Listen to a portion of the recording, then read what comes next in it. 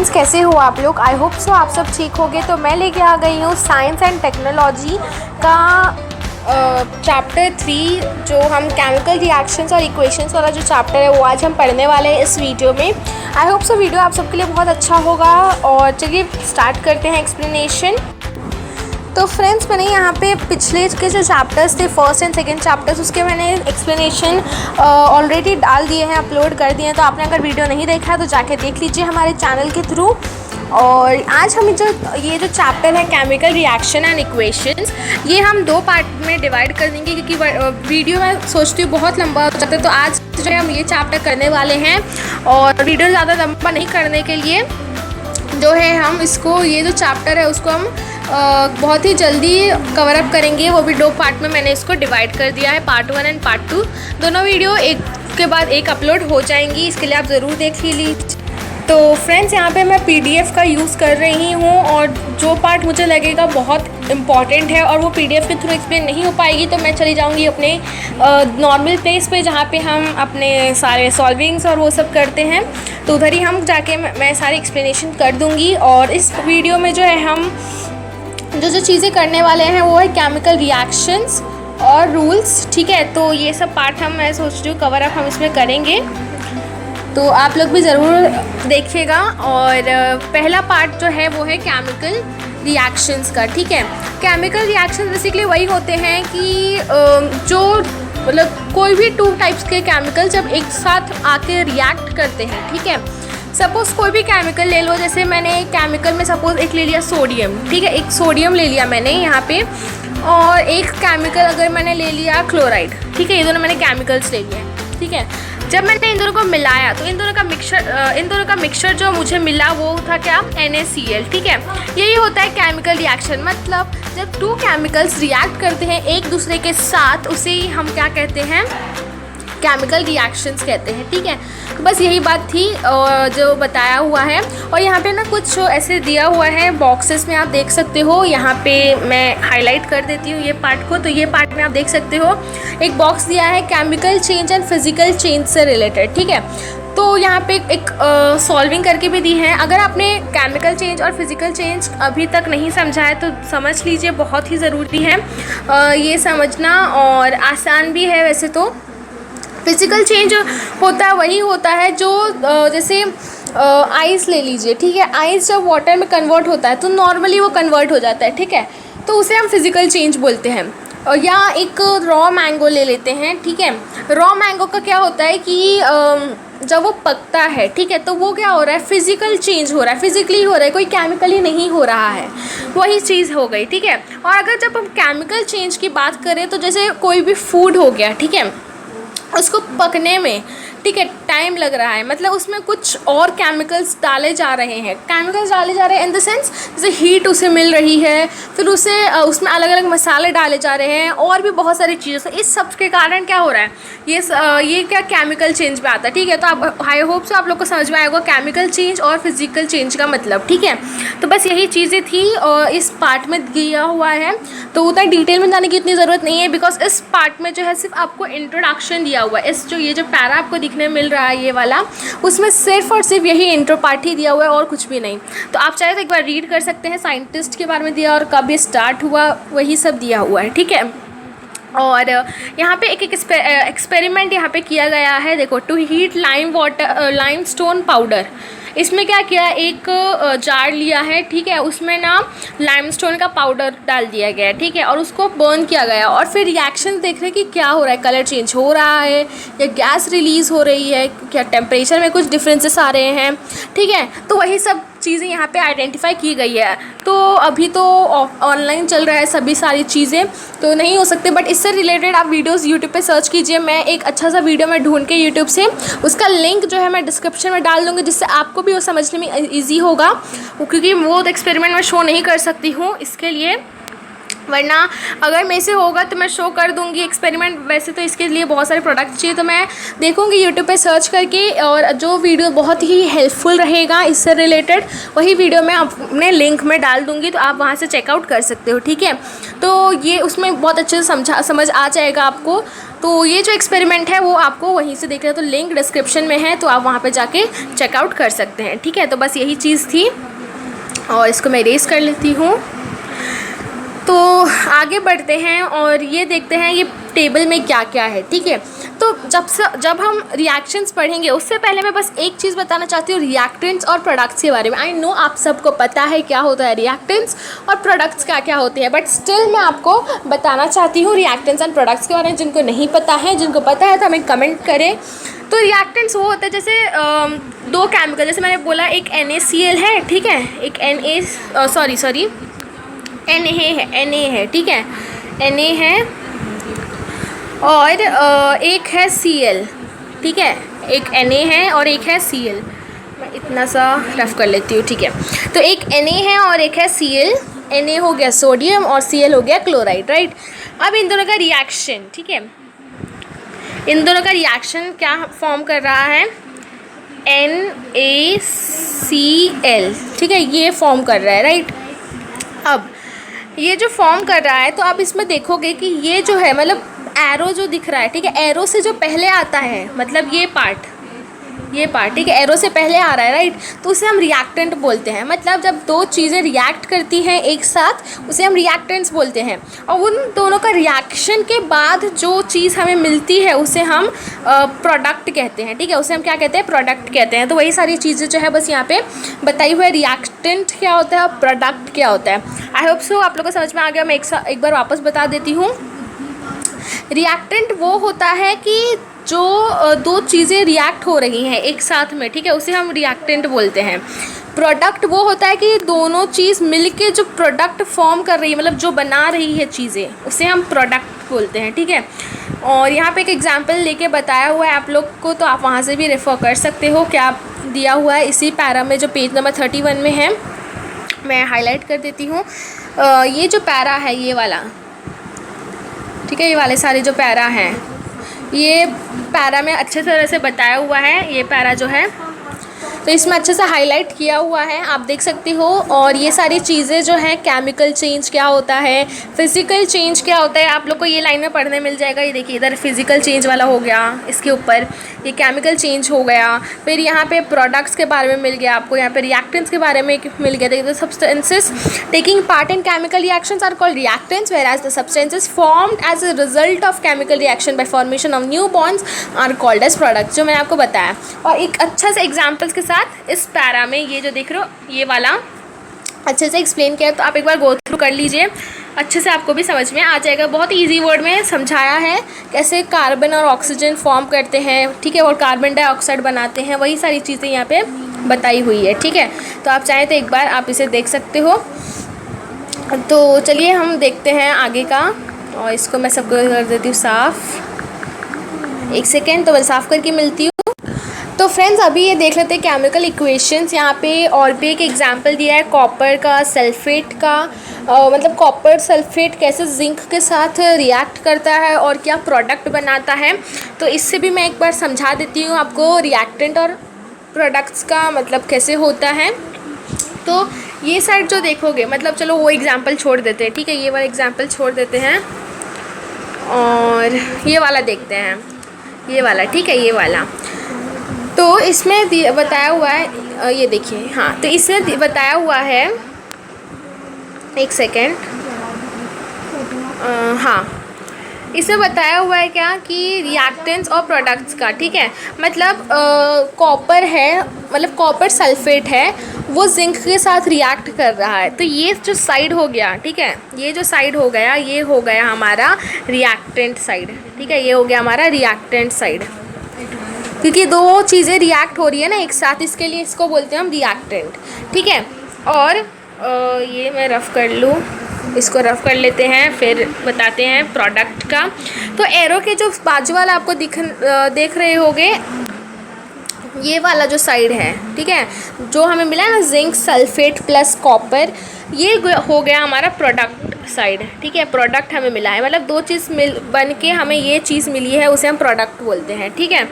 बस यही एक चीज़ें हैं जो ये भी बतानी थी आप लोगों को, ठीक है। और नेक्स्ट अगर देखें तो यही बस एक एग्जांपल लेके बताना था कि कैसे रिएक्टेंट्स होते हैं और कैसे प्रोडक्ट्स होते हैं, ठीक है। अब जो है इसमें दो टाइप्स के आ जाते हैं, मतलब एक होता है वर्ड इक्वेशंस और एक होता है केमिकल इक्वेशंस। वर्ड इक्वेशंस कुछ नहीं, वर्ड्स जैसे हम बोलते हैं, जैसे हम नंबर्स लिखते हैं, ठीक है, तो ये हो गया हमारे केमिकल इक्वेशन जिसे हम नंबर्स बोलते हैं। और वर्ड इक्वेशन हो गया जैसे हम ऐसे लिखते हैं नॉर्मल, जैसे aqueous solution of copper sulphate plus zinc dust, ऐसे पूरा जो लिखते हैं वर्ड्स में जैसे हम लिखते हैं वो हो गया वर्ड्स इक्वेशन। और जैसे हम ऐसे लिखते हैं जैसे नॉर्मल शॉर्टकट में, उस वो हो गया हमारा केमिकल इक्वेशन। बस यही चीज़ें हैं, ठीक है। तो यही था इस पैरा में जो है, ये जो पैरा है मैं इसको भी हाईलाइट कर देती हूँ, एक सेकेंड। मैं ये पैरा को भी जो है अच्छे से हाईलाइट कर देती हूँ जिससे आप लोग को पता चल जाएगा। पता नहीं हाईलाइट नहीं हो रहा है एक्चुअली, कोई नहीं। ये जो केमिकल इक्वेशन वाला जो पैरा है ना, ये वाला पैरा, ये जो पूरा पैरा है, ये आप अच्छे से पढ़ लीजिएगा, आप लोग को समझ में आ जाएगा। ये पता नहीं हाईलाइट नहीं हो रहा है, हाँ देखो अभी हाईलाइट होने आया। हाँ, ये जो पैरा है ये जो है आप अच्छे से पढ़ लीजिए तो आप लोग को ये बहुत अच्छे से समझ में आ जाएगा, ठीक है। ये पूरा पैरा, ठीक है। तो ये आप अच्छे से पढ़ लीजिए, आप लोग को अच्छे से समझ में आ जाएगा क्या दिया है क्या नहीं दिया है। तो ये इतना तो हमने कवर अप कर लिया इस वीडियो में, और देखते हैं आगे होता है या नहीं।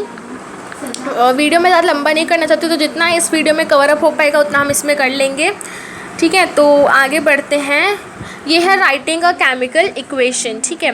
तो ये जो पार्ट है वो मैं नेक्स्ट वीडियो में कवर अप करूँगी। और बैलेंसिंग, तो इसको मैं बैलेंसिंग वाले जो हैं वो मैं अच्छे से आपको समझाने वाली हूँ, क्योंकि यही पार्ट जो है सबसे इम्पॉर्टेंट है। तो पार्ट 2 हल्का बड़ा हो सकता है, पार्ट 1 में बस मैं यही चीज़ें बता रही थी और बस, और यही से चीज़ें हैं। बाकी सब जो है वो पार्ट 2 में जाएगा। इसलिए पार्ट 2 में जाएगा क्योंकि वो सारे अभी लिख के समझाने वाले हैं, तो इसके लिए। और कोरोजन के बारे में बस मैं समझा देती, कोरोजन और एनसीडीटी के बारे में। कोरोजन होता है कि जैसे कोई, जब देखो यहाँ पे ना एक एग्जाम्पल के साथ बताया हुआ है, देखो ये जो एग्जाम्पल देखा होगा 3.7 वाला, ठीक है। इसमें आयरन नेल लिया हुआ है। आयरन नेल आप लोग को पता ही होगा क्या होता है आयरन नेल, ठीक है। तो यहाँ पे क्या किया, oil layer on boiled water, ठीक है, मतलब बॉइल्ड वाटर है, ठीक है। ये जो है ये वाला जो पार्ट है ये बॉइल्ड वाटर है, उसमें आयरन नेल डाला हुआ है, ठीक है। तो मैं इसको हटा देती हूँ। हाँ, तो ये जो है वो आयरन नेल है और इसमें ये बॉइल्ड वाटर में डाला हुआ है, ठीक है। और मतलब ऑयल लेयर ऊपर से, ये देखो ऊपर से जो है ना, एक सेकेंड, ये ऑयल लेयर है, मतलब ऊपर ऑयल डाली है, नीचे वाटर है और इसमें आयरन नेल डाला है, ठीक है। ये पहला कंडीशन। दूसरा कंडीशन क्या है, इसमें ये जो वाटर है वो सॉल्ट वाटर है, ठीक है। सॉल्ट सोल्यूशन बोला है ना, तो सॉल्ट वाटर है और इसमें आयरन नेल डाला हुआ है। तीसरा है, ये देखो ये टोटल उसमें एयर है, मतलब इसमें कुछ भी फिल नहीं किया, सिर्फ एयर है उसमें, ठीक है, और उसमें आयरन नेल डाला हुआ है। और जो लास्ट वाला है वो है air and anhydrous calcium chloride. तो इसमें क्या किया, एयर भी है और साथ साथ कैल्शियम क्लोराइड भी है, ठीक है। ये देखो यहाँ पे दिया हुआ है ना, एयर एंड कैल्शियम क्लोराइड, ये सारी चीज़ें यहाँ पे दी है। तो ये जो 4 कंडीशन है, ठीक है, ये सॉल्ट वाला, एयर वाला हो गया, फिर ये एयर एंड कैल्शियम क्लोराइड वाला जो है ये वाले हो गए, ठीक है। तो ये सारी चीज़ें यहाँ पे बताई हुई है। अब जो है हम आगे देखते हैं।